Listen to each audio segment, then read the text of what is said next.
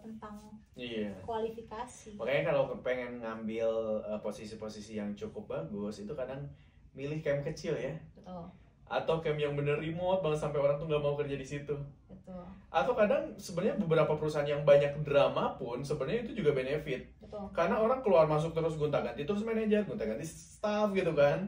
Kalau ketika kita masuk dan kita bagus ya bisa jadi kita jadi batu loncatan yang sangat signifikan di situ ya. Satu lagi confidence sih. Confidence. Kalau kita lihat banyak banget head chef India.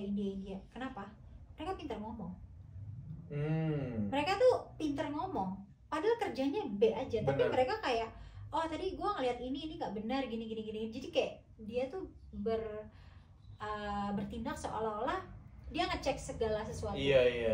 Gitu. Jadi di mata manajemen, he's a good worker. Dan itu kekurangan orang Asia menurut aku, terlalu pasif.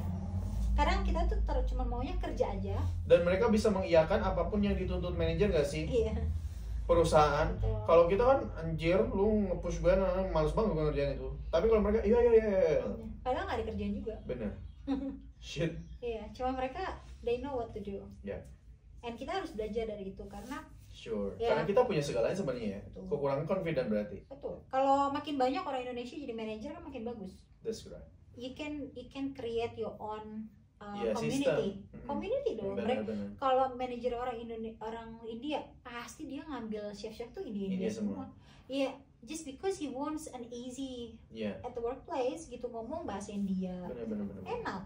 Lebih gampang diatur. Kalau salah diomelin pakai bahasa India. Tapi India juga ada juga sih yang nggak mau sesama India juga. Kita kalau Nepal mungkin ya, kalau Filipina masih kuat. India masih ada yang kayak ya cukup bagus gitu loh. Nggak terlalu nge-hire India. Anyway, wah seru banget ya FIFO itu. Tuh. Do you think you are very ambitious person? I'm a competitive person. Kompetitif, wow. Dan itu penting gak sih di Australia? Mendengarkan orang banyak mengeluh, aduh susah banget dapat kerjaan. Ya, aku nggak suka dengerin hal negatif. Oh really? Tapi kan nggak harus lah, orang optimis terus juga kadang dihina kak. Ya beda-beda orang sih, tapi prinsip aku what you hear, what you see, what you believe, it will become your reality. Oh really? Ya. Jadi kalau keseringan dengerin orang ngomong susah, and then we believe it, itu akan menjadi reality kita. Iya benar. Jadi aku menghindari sih untuk selalu dengerin orang-orang yang kayak ngeluh ini, aku nggak suka. Personally aku nggak suka dekat-dekat orang yang terlalu banyak ngeluh hal negatif. Satu, menguras energi. Kedua, memberikan energi negatif juga. Oke. Kalau untuk kayak sharing, dia punya pengalaman buruk ini, mungkin boleh ya, kayak melihat dari sisi yang lain. Tapi kalau aku lagi aim sesuatu goal, I don't wanna listen to any negative. Oke. Aku maunya tuh gue jalanin dulu, gue sampai di situ, gue lihat, gue jalanin, and if it's happen to be negative for me, then that's my reality. Oke. Gitu. That's good. Jadi kalau orang udah banyak nakut-nakutin kan, oh jangan gini, akhirnya you never did. You never get it done gitu kan. Iya. Tapi itulah yang menjadi halangan kita sebenarnya. Terlalu banyak dengerin orang. Oke. Kalau aku tipikalnya kalau mau maju, melangkah aja dulu. Pertanyaan selanjutnya adalah, tapi lu juga harus lihat realita. Emang sekarang tuh emang hidupnya susah, gimana tuh? Ya susah buat mereka kan itu realitasnya mereka. Iya benar. Nah, Because you already safe, Iya. you already secure, they are insecure. Iya dong. Makanya itu susah itu ya, kita nggak boleh bilang mereka bohong juga. Tapi ketika kita secure pun kita mempelajari hal yang baru karena kita juga sebenarnya agak terancam juga dengan hal insecure ya. Insecure itu it brings you nothing. Iya, oke. Cuman mengkonsum kita punya energi positif aja. Insecure buat apa? Iya.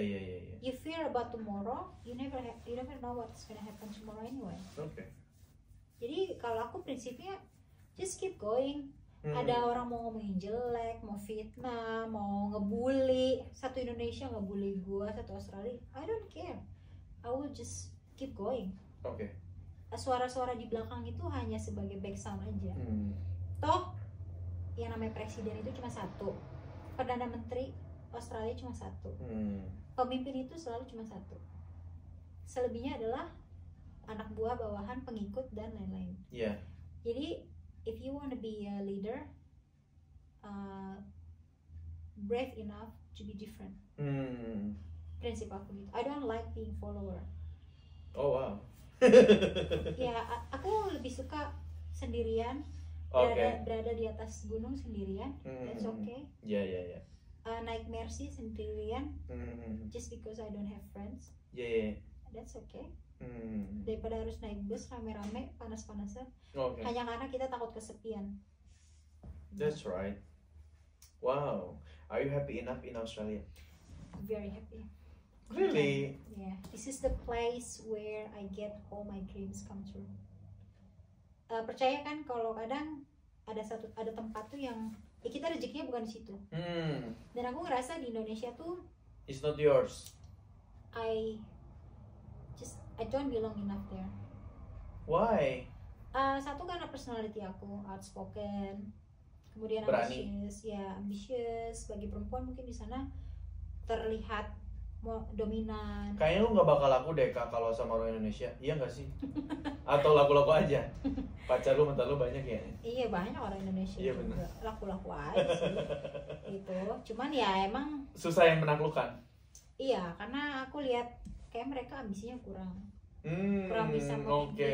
Your expectation ya, orang minder jadinya. Betul. Dan ya kayak aku bilang, sebenarnya gini sih teman-teman yang mencoba WHV ya.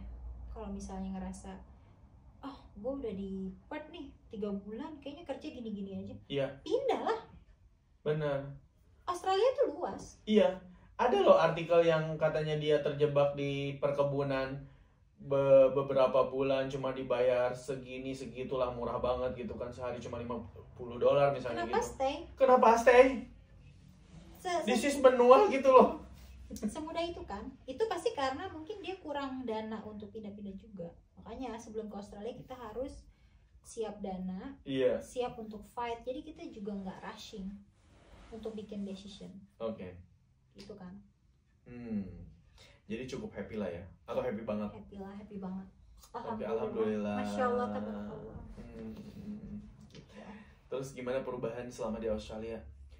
Memutuskan untuk berhijab. Karena harusnya orang kan lu pergi ke negara barat gitu loh. Kok bisa berhijab? Berhijab itu bukan karena lingkungan sih. Kalau aku pribadi ya. Panggilan? Itu panggilan hati dan nggak boleh ikut-ikutan. Karena itu komitmen. Oke. Gitu. Jadi kalau di Indonesia mungkin kita karena ya disuruh emak pakai jilbab. Berarti ini udah malu komitmen. sama tetangga gitu. Ini udah komit. Harus komit. Wow. Jadi ya insya Allah istiqomah seperti itu, dan pastinya ada side effect-nya ya. Tapi yang aku rasakan justru di tempat kerja itu orang lebih respect. Really? Ya, beda perlakuannya ketika aku belum berhijab sama setelah berhijab itu mereka lebih respect. Kalau dulu tuh kayak pekerja-pekerja cowok-cowok gitu matanya jelalatan. Ya kayak berusaha untuk hitting on me. Kalau sekarang tuh mereka kayak ya cuman hi how are you gitu, respect, nggak berani kurang ajar, nggak berani macem-macem gitu. Ya. Tatapannya juga tatapan teduh, bukan tatapan nakal. Beda kan? Bener. Jadi kita merasa lebih nyaman sih, dan mereka juga lebih hati-hati kalau mau ngomong sama kita. Iya. Karena ada rasis. Iya, aturan tadi kan, ada dia terjebak juga, bener. Ada religious ini strict, ya kan? Jadi mereka benar-benar dijaga. Dan aku merasa aman sih dengan adanya hijab. Iya, lebih aman. Wow. Lebih aman. Ketika hijab itu sangat dipersoalkan bagi beberapa orang kan, kayak kampungan, katro segala macam, ortodok misalnya gitu. Ya nggak apa-apa sih, itu kan pendapatnya mereka. Kalau dulu balik ke umur 20-an pakai hijab juga apa sih ya? Mungkin semua akan berubah pada waktunya. Oke, jadi kita juga jangan ngejudge orang ya ketika mereka kayak hijab nanti juga kerasa gitu ya. Nanti I've been there. I've been there, I've done that. Jadi kalau ada yang kayak gitu, yang tadinya aku lihat dia berhijab kemudian dilepas, ya aku paling suka DM ke Instagramnya. Aku bilang aku doain yang nanya semoga kamu diberikan petunjuk, sehingga bisa melihat yang mana yang terbaik Woman support woman. Jangan-jangan DM-nya anaknya Pak RK. Enggak kenal. Siapa gue? Enggak kenal gue, enggak akan baca juga. Ya kalau ada yang kayak gitu kita doain aja sih. Iya. Cuman sayangnya tuh netizen Indonesia tuh tangannya tuh terlalu mudah Cepat untuk berkomentar gitu. Sure. Padahal kita tuh sebenarnya harus hati-hati sih sama itu karena kan jejak digital satu, kedua itu dinilai loh sama Tuhan. Jadi kita harus hati-hati. Dihisab. Jadi kita harus hati-hati juga. Dan gak selamanya di anak orang itu akan seperti itu. Benar. Akan ada masanya dia berubah. Nah ketika dia udah berubah, apakah kita punya waktu untuk merubah komentar kita? Karena ada yang berubah itu di 50, di 30, di 35 gitu, beda-beda. Tapi ya kalau nggak ada netizen Indonesia juga sosmed nggak rame ya. Nggak rame, benar. Tapi ya kalau aku sih lebih personally kalau ada orang gitu ngucap aja, atau kalau mau kita kenal kita doain baik-baik sehingga orang itu juga nggak merasa ofensif gitu. Oke. Ke hal yang paling mendasar tentang work and holiday visa, dimana kita memulai kesini tuh pakai WHV. Tentu aja dari generasi ke generasi kan beda-beda tuh ya orang-orang tuh gitu. Terus lihat fenomena sekarang juga banyak teman-teman yang mungkin ngerasa kesulitan menghadapi akibat kompetisi yang terlalu besar dari berbagai macam negara datang ke sini gitu. Apa sih advice yang penting banget buat yang baru mau merantau ke sini? Harus siap capek, harus siap all out dalam hal pekerjaan, harus siap susah karena kalian namanya merantau dari negara asal ke tempat yang antah berantah, kalian ekspektasinya harus susah. Oke. Bukan malah dapet sini mau dapat $2.000 seminggu, nanti kalian akan kecewa. Kalau ekspektasinya gua akan susah dan gua siap susah, dia sudah mempersiapkan diri bahwa kalau akan susah, backup plan-nya apa? Bawa uang yang cukup. Yang kedua, jangan gampang menyerah ketika lamar kerja nggak dipanggil-panggil. Just keep applying, keep Kadang saat gak dipanggil-panggil, sekali satu manggil, semua manggil. Aku apply Vivo. Bingung kadang milih yang mana. Makanya aku apply Vivo tuh 1 tahun loh. Oke. 1 tahun di company yang sama dan beberapa company yang lain. 1 tahun kalau ada listnya history aku apply itu 1 tahun. Oke. Setiap bukaan aku apply. 12 bulan loh. Itu advice-nya harus siap. Harus siap. Siap capek. Betul. Dalam standarmu berapa memang yang harus dibawa ke sini? Kalau menurut aku dengan situasi sekarang minimum $3.000. 30 juta lah ya. Itu untuk bekalnya. Dan harus ada uang di rekening Indonesia yang kita bisa akses di sini sehingga if something happen, we still have backup emergency fund. Oke. Gitu. Dan kesini kita nggak bisa ngandelin orang, nggak boleh ngandelin orang. Nggak bisa gratisan. Nggak bisa gratisan, nggak boleh attach sama siapapun. Iya. Ya, jangankan keluarga. Jangan mengharap gratisan. Ya mengharap itu budaya-budaya gratisan, cari yang murah. Karena gini misalnya minta dijemput nih, menghabiskan waktu kurang lebih 45 menit. Kalau kita kerja itu dapat 300.000 sampai 400.000. Betul. Jadi kalau seseorang minta di treat beliin kebab, Aduh, gitu kan, atau beliin Coca-Cola, ya udah sih kasih aja gitu loh, jangan pelit-pelit ya. Nggak usah. Aku sama anak share house-ku ya, kalau minta dianterin ke airport, kalau aku bayar Uber tuh cuma $18, tapi diantar dia jadi $50. Wow. It's okay, I give her cash $50. Tapi satu aku kasih dia extra income, side hustle. Kedua ya comfort aja karena sama-sama dari rumah kan, lebih gampang. Walaupun jatuhnya lebih mahal, but never take free lunch. Iya. Because there is no free lunch in this world, man. Benar. Aku nggak pernah sih minta gratis. Ini budaya yang berbeda banget ya. Di Indonesia kita nggak kenal aja. Oh ya udah tidur tuh di ruang tamu. Di sini nggak bisa ya? Nggak bisa, iya. Nggak bisa sesembarang itu. Benar. Kita bantu orang walaupun sama-sama dari daerah yang sama, bahkan keluarga pun bisa saling nikam. Iya. When it comes to money, jadi kita harus benar-benar cautious dan fair aja gitu. Oke.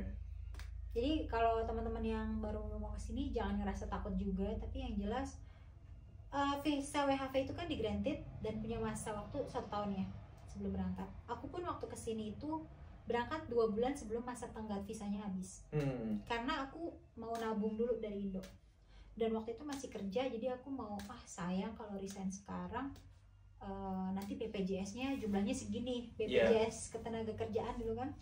Coba deh tungguin lagi 8 bulan, lumayan kan tambah dana di BPJS.